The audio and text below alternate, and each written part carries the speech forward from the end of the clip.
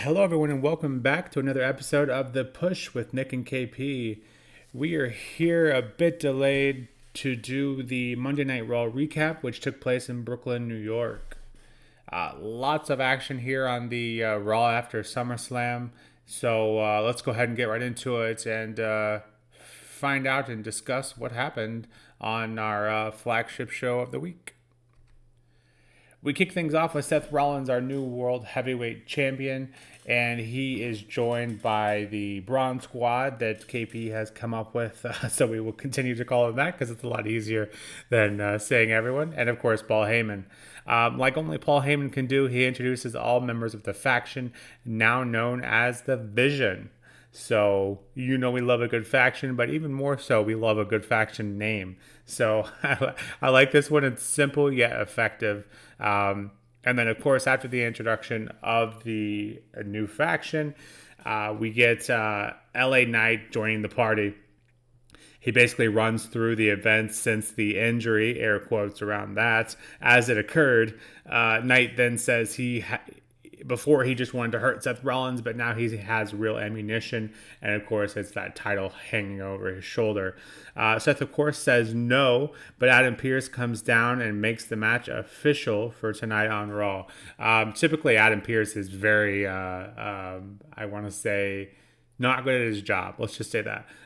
But tonight, he had a chip on his shoulder, and he was very for the people, if you will. This was a pretty good segment in my eyes. The Tribal Thief and the Shula Fala. Not sure who came up with that one, but they deserve a bit of a raise. That's fair to say. We then get Rusev versus Sheamus. I originally called this part 3, but now having seen the match, we're going to call it part 2.A, perhaps. So per usual from the opening bell, this one was hard hitting. Unfortunately, or maybe not, depending on how you look at it, with hindsight, this one ended in a count out because the action just couldn't quite make it back to the ring. Officials come out and attempt to separate them, and yeah, so clearly this rivalry not over.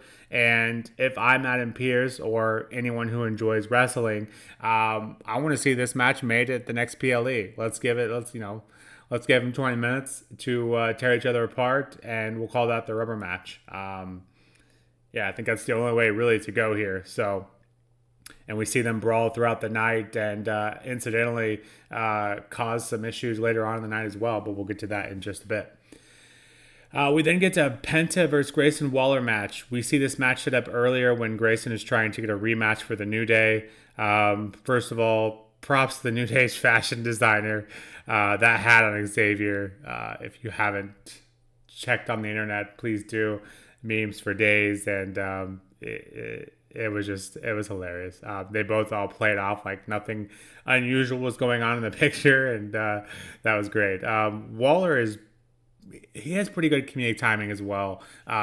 We saw it a little bit with Austin Theory and A-Town Down Under, but he's really letting it go now, and pretty good chemistry with the New Day. So we'll see where that goes. That relationship is something I'm looking forward to. And speaking of Waller, he looks incredible. You can tell he's been hitting the gym. The best shape I've ever seen him in. And this was a pretty good match.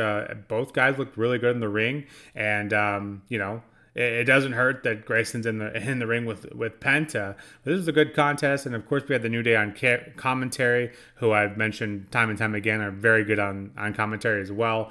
But they come to attack Penta after the match. Penta does end up getting the win, and Penta sends them over the ropes for the troubles. So pretty good match here, and I think. Grayson clearly being taken advantage of by the New Day, but as those things typically tend to do, I'm sure we'll see some sort of team up, whether it be a temporary one or a permanent one. We'll have to wait and see. We then see Alexa Bliss and Charlotte Flair make their way to the ring as our new women's tag team champions. They're discussing how they could one day be, and they title it the F word. They just simply won't say it. This promo to me felt super forced and a bit awkward. I feel like previously they had just been, shooting, kind of coming up with their own stuff. and this one felt like they had a script to run off of, and it felt like you could tell that. So hopefully that gets better, but we'll wait and see. Roxy and Raquel then make their way to the ring in an effort to get their titles back, and of course Lexa and Charlotte accept, and Adam Pearce then makes this match official, a championship match here as well. So this was a decent match, and yeah, sees Alexa and Charlotte retain after Alexa hits the Sister Abigail. So I don't think anyone thought that their titles were going to go right back to the Judgment Day. But regardless, another good match under Charlotte. And I can't recall the exact, and maybe you do, KP. I think they had mentioned it had been 2.5 years for Alexa with a match on Raw. And I want to say they said 4 years for Charlotte since she's been on a match in Raw. So that was a crazy stat. But regardless, first half of Raw, KP, lots of developing stories, and in particular that opening segment. What were your thoughts on all of this, including Sheamus and Rusev continuing their feud, and Grayson Waller's very one-sided relationship with New Day for the time being, and those women's tag team titles being defended? Yeah, I mean, off the heels of SummerSlam and everything that took place over the course of the weekend, I think the right place to start was ultimately with Seth Rollins and the Vision, as we now know, as you've already glossed over. It's great to have a faction name finally. It's been a long time coming, and just to have like a little identity and a title, just sort of like we can more easily sort of discuss them. It's just going to be so much easier going forward, and it just makes them look better as well. It's the presentation at the end of the day. But yeah, the Vision is a great name. I like that, and it makes perfect sense based on Rollins' character. So the opening segment was fine. Yep, I liked it. I think it did what it needed to do. It highlighted his title win. It looked back on SummerSlam. And then obviously we had, like you said, the likes of LA Knight being involved. And yeah, I just think that this is the logical step. LA was the last person to beat Seth, so he's obviously got something over him. And then obviously, taking that going forward, uh, having a championship match literally, one night, well, 2 nights after Seth Rollins would win the title. Yeah, it's quick pace. It's very quick pace, but it's probably deserved because obviously, with all the lies and deception that Rollins has, implied over the last, couple of months. So yeah, I like the fact that they're sort of like piecing things together in quite a logical manner. So yeah, I was quite a fan of the opening segment. To be fair, everything was needed to be done was done, and yeah, we obviously get a title match out of it, which we'll talk more about later on. Rusev and Sheamus, yeah, I mean, the way you described it then has made me think of the Kingdom Hearts games. You don't just get like 1, 2, 3. No, it's like what 1, 2, 2.5, 2.8, and stuff. So yeah, this was very much like that. We're definitely not done with Rusev and Sheamus after this segment because yeah, the brawl, just going on in and just obviously the security trying to break them all up and stuff. This basically is set up for a big like PLE match, I'm assuming, right? That's where my mind's at with it anyway. I think we got Clash at Paris coming up in a little while, but that's going to be a few weeks away still. So be interesting to see if they can sort of like keep the intensity going up until that point. But yeah, I'm loving the feud. I think it's great, and yeah, I feel like they're sort of like barreling towards that big match, which will eventually come. Penta and Grayson Waller, yeah, I think this was a pretty standard segment, but quite amusing at the same time, like you've already mentioned.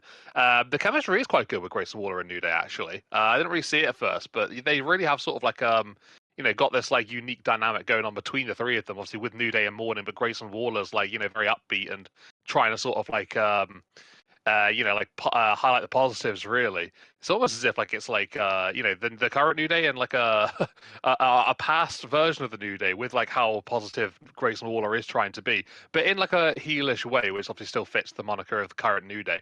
But Penta, yeah, I mean, he did what he needed to do. He came out. He had a lovely Penta Destroyer off the corner, and yeah, just a great way to secure the victory over Grayson Waller. But nothing crazy in terms of the matchup. But it was it was decent one-on-one match just to get things moving along in the whole New Day and Grayson Waller story, I suppose. But as for what's next for Penta, I really don't know.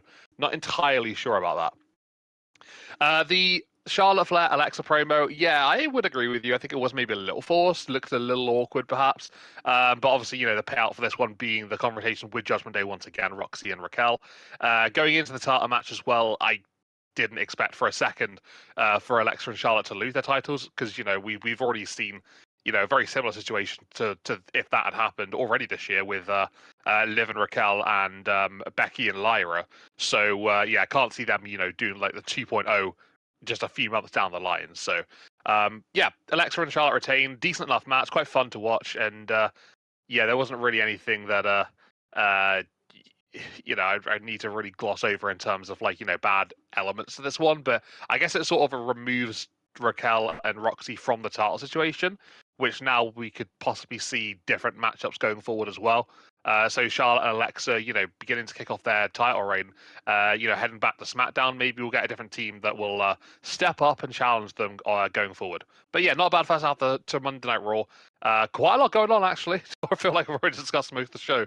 But yeah, it's a whole lot of content. A lot of stuff in the first half here, and some promos to include that haven't hit on yet. So a lot of promo heavy stuff here. And as far as the Rusev Sheamus stuff, the next PLE is August 31st, which is Clash in Paris, which is 3.5 weeks out.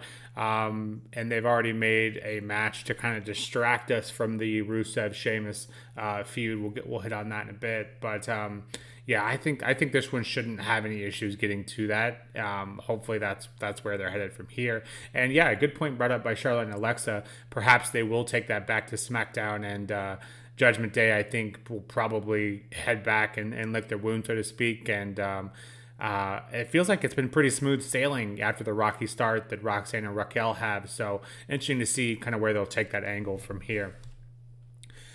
Moving on to the rest of the show, we have a quick backstage segment, not pictured here, but Bayley is backstage looking for Lyra to apologize for the happenings at SummerSlam, particularly with costing Lyra her shot at the Intercontinental title, but instead is cut off by Lyra when she finally does find her. Lyra dismisses her and says, anything you have to say, I don't want to hear it. Lyra says we're not good for each other, and she needs Bayley out of her life. And it's certainly hard to argue that logic from Lyra's point of view, I would say. Yeah, I wish there was a way to write what happened at SummerSlam, but based on the happenings of Raw, and kind of alluded to this on the reactions video, but based on what happened tonight, it does feel like everyone's kind of headed their separate ways. So for better or worse, that does appear to be the way. We then get a Dominic Mysterio versus Dragon Lee match as established in a segment from earlier. Dom is calling himself the king of the luchadors. Of course, that's not well received as he does it right in front of LWO and specifically Dragon Lee. Yes, this is a pretty good contest. And Dom should credit his win, of course, to the Americanos. Yes, Americanos. There were not one, not two, but three versions of Americanos running around on at ringside. And I mentioned this before, and I'm all for it. Give me 10 Americanos. I don't care. I think the more ridiculous we make the storyline, the better. This is just one of those storylines in WWE. Let's have fun with it and let's make the most of it. And I've seen stuff online like having an Americano Battle Royal. That would be hilarious, and I would be all for it. Yeah, and then after the match, we see AJ Styles come down, try to take care of Dom, but he's once again able to get to safety by evading AJ's attacks. So, yeah, more of the same for AJ and Dom relationship, and clearly the Americano's not quite done with LWO. So, yeah, clearly have more story to tell there. We then see Sami Zayn backstage. He's being interviewed, and I'm sure this is music to your ears, KP. Sami Zayn says the cross is now in his rearview mirror, and once he's kind of done talking about that, he gets caught in that brawl, as mentioned earlier, Rusev and Sheamus brawling in the back, and incidentally or not, Rusev does end up hitting Sammy, and then from this, we then get a match announced that Sammy and Rusev will be going one-on-one for next week. So very much looking forward to that. Two of our favorites involved there. And, having Sammy move on from Cross, I think is the right choice as well. We then get a Becky Lynch and Nikki Bella promo. Becky says she's moving on from Lyra, and Nikki answers the call. Nikki says she thought Becky was good for her era, but turns out she wasn't. She's very much limiting and preventing other people from having opportunities. Nikki sets forth a challenge for Becky in an IC title. This, of course, was after Becky really got the better of Nikki on the mic, and the mention of husbands come into play, and Nikki mentions Seth Rollins. Of course, Becky doesn't want anyone talking about her hot husband, and then Becky then tells Nikki that you used to be that couple with someone who she can no longer see. This, of course, got a huge pop. Holy shit chance ensue, and this was one of the better promos in a while, especially from the women's division. This was great. But yeah, I think that's probably the path we're headed down, and whether you like it or not, I would prefer if Lyra have won this and taken a different direction, maybe with Bayley, or Bayley come into play with Becky. But it does appear we are going to get Nikki and Becky. So we'll see where that goes. We'll see if they can make something out of nothing. We then get into our very star-studded main event. Typically seems to be the way. If we have a match, it's usually full of shenanigans. This one features LA Knight taking on Seth Rollins for that World Heavyweight Championship. But before this match, something also worth noting. Cole states that Gunther will be out of commission for or indefinitely due to that injury he sustained at SummerSlam. So that was a pretty nasty looking cut.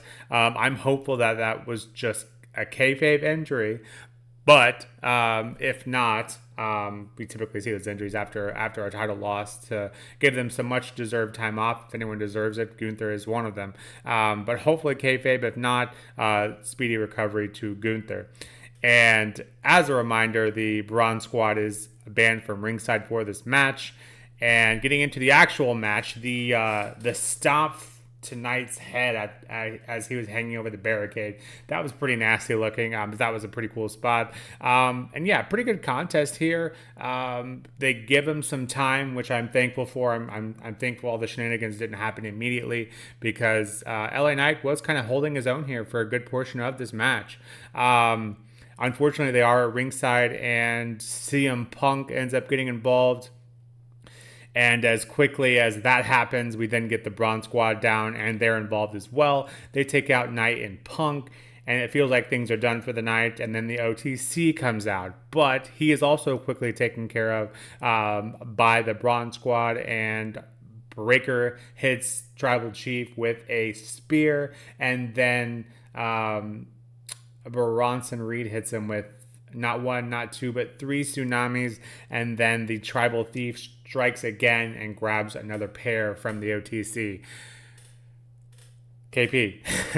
Lots and lots of talking points here, but progression in story, which is always good and what we want to see. Let us know your thoughts on everything here. That includes the Bayley Lyra direction, Dom Mysterio and Dragon Lee match with the Americanos, Sami Zayn moving on from Karrion Kross, Becky Lynch and Nikki Bella promo, and of course the main event, Seth Rollins defending his World Heavyweight title against LA Knight. Starting with Bayley and Lyra, obviously going on chronological order here. Yeah, I think that this made logical sense as well. It's a very logical show so far. I like that. But basically, going off the back of SummerSlam and what happened in that match with Becky Lynch and Lyra, Bayley getting involved, this was just a natural progression. Like Bayley and Lyra, obviously, they're not done with each other. They're still up in each other's business. It's been very tense and very awkward between both women for a while now, and it just made sense to keep this going sort of a little bit. So yeah, I'm expecting some sort of match between them both, very, very soon. Whether this leads to like a big feud or whether it's just sort of like a, like one of those like mini feuds, sort of like buy some time a little bit. I'm not entirely sure at the moment. It doesn't feel like too intense right now, but there's still a lot of time to make it develop and to make it progress into that. So yeah, did what it needs to do, and happy they're going in that direction. Kind of similar that to Sheamus and Rusev with Sami Zayn sort of being involved somewhere. Off the back of Sami and Karrion's feud, I'm glad to see him moving on. As for what's going to happen with Karrion Kross, I'm not entirely sure. he wasn't on Monday Night Raw as far as I'm aware. But with Sheamus and Rusev obviously, brawling around, this felt like a nice, easy way just to get somebody else involved to sort of take a little bit of the spotlight away from Rusev and Sheamus just for a second, and maybe fill a little bit of time, before Clash in Paris, which I hope is where Sheamus and Rusev are leading to with their feud. So yeah, with Sammy getting up in Rusev's business, I mean that opens up a couple of possible opportunities next week for maybe Sheamus to get involved in that match. Um, Maybe for Rusev just to go over Sammy, and that would be crazy. With just to sort of like build Rusev up a little bit more, and obviously build him up continuously into that match with Sheamus. I think there are a couple of opportunities you could look at there, a couple of options, but yeah, obviously I prefer the former of what I mentioned. But yeah, I think Sheamus will probably have keen eyes on that match, and it's like I said, a nice way just to do something a little bit different, but keep the feud going on and have Sheamus still get involved in some way, shape, or form. Before the match ends, or maybe even just afterwards. Yeah, and then that Becky Lynch promo with Nikki Bella. Honestly, when Becky came out and she was saying that she was looking for a new challenger, I was thinking, all right, okay, who are we gonna get? Nikki Bella's music plays, and I'm like, okay, this is different. So you'll see how this goes. And then they both started to trade back and forth on the mic, and honestly, I thought this went pretty well. It was a really good promo segment between both women. Obviously with the hints towards Nikki having been in Happy Gilmore 2, but not exactly have been featured, and her parts being cut. I think she was only really in there for like one very small segment, and yeah, I thought that was obviously like a nice way to get the heat sort of rising. Nikki bringing up Seth Rollins being a liar, and the Becky is probably just as bad as that, but then Becky responding with that iconic line, really, about Nikki's history with John Cena. Yeah, that crowd pop was brilliant. It was that was a loud pop, and they were loving it. I thought it was a good moment. To be fair, I think it definitely hit home, and it was yeah, it definitely stung for sure as well. But they sort of like are progressing now into an Intercontinental Championship match, which I have a feeling will happen pretty soon. Becky seems to be, just playing it down, but obviously that's the way it's gonna go, right? We'll get it eventually. So yeah, I mean, Becky moves on, which is what I wanted from SummerSlam. Again, made sense, made a logical decision there. So yeah, interesting how that match goes on for sure. And then in the main event, yeah, Seth and LA Knight. I I think this one pretty much went as expected. I'm not gonna try and argue that this one would have gone in a different direction in terms of the match would have ended properly, or we would have even had LA Knight winning the championship. Taking the title off of Seth straight away would have been absolutely crazy. So obviously that's the correct decision to keep the title on him. But yeah, with the involvement of Braun and Bronson, as we like to say, the Bronze Squad, but the Vision now, the rest of the Vision, we can sort of like build that into a thing now, which is great. But yeah, I mean this went crazy very very quickly, right? Very very crazy. CM Punk costing LA Knight in the end was quite the choice, but I get it. He's obviously very annoyed at Seth Rollins, and obviously the match at SummerSlam, cash in. But yeah, with Braun and Bronson being there and Roman Reigns coming on down, and just everyone just sort of like going at it, really. Them fending off Punk first, and then fending off Roman Reigns, and no Jey Uso was quite interesting. I was surprised not to see him. I thought he was going to come on down to aid Roman Reigns at the very end there, so I'm not entirely sure what happened there. But yeah, just Roman Reigns gets bodied again by the Bronze Squad, but the Vision. And yeah, we basically just end the show with a very dominant Bronson and Seth standing tall. So yeah, the right way to do it for sure. Just get these guys to keep on that level, and after winning the championship, you don't want to sort of like take your first step down afterwards. So this is a great way of keeping them up on that level. But the show was pretty good actually. I quite liked it. I think it was quite a strong Raw. Like I said, lots of logical choices and decisions being made here going forward from SummerSlam. And yeah, maybe my main criticism is that there wasn't really a lot of segments. Like I think there's quite a short Raw, to be fair. Just looking through my notes, like there was a few backstage segment type things, like Sheamus, Rusev, Sammy, that kind of thing. Bailey and Lyra. I think we could have had maybe like another match in there as well, perhaps. But I don't know, just maybe being a little bit critical there. Just want to see a bit more wrestling. That's all. But yeah, I thought it was a good episode of Raw. I really did. I gave it an 8 out of 10. I think it moved along in the right direction, and yeah, we're setting the seeds now towards Clash in Paris for sure. Weird there was no Naomi though. I don't know what. Oh wait, no, she had a backstage segment as well, didn't she? I'm pretty sure. Yeah, a very small one. With Stephanie Vicaire. But yeah, I think maybe just could have highlighted Naomi a little bit more as well. But yeah, decent show. I liked it. Yeah, the Nikki Becky bit. I think one thing's for sure: Becky is definitely better as a heel, and she just plays that cowardly, sheepish heel role very well. One thing that does bother me with Nikki's promos is she really tries to engage, like try to get the fans to react to her promos. It's just kind of it's a bit cringe, and I wish she'd stop doing that. But regardless, the fresh matchup I'm very much looking forward to. And as for the Vision, a good point brought up to not have Jay involved, especially after Roman took a bullet for him at SummerSlam. I hadn't yet thought of that, but yeah, clearly the Vision standing tall here, and but they're making some enemies. You know, have LA Knight. You know, you could argue Jay, Roman, and CM Punk. So. Hopefully they're not biting off more than they can chew, but they are certainly do not seem apologetic in the way they are going about it. So yeah, and Naomi apparently had a promo that was cut in front of the Raw audience, and that was cut from the show entirely or something.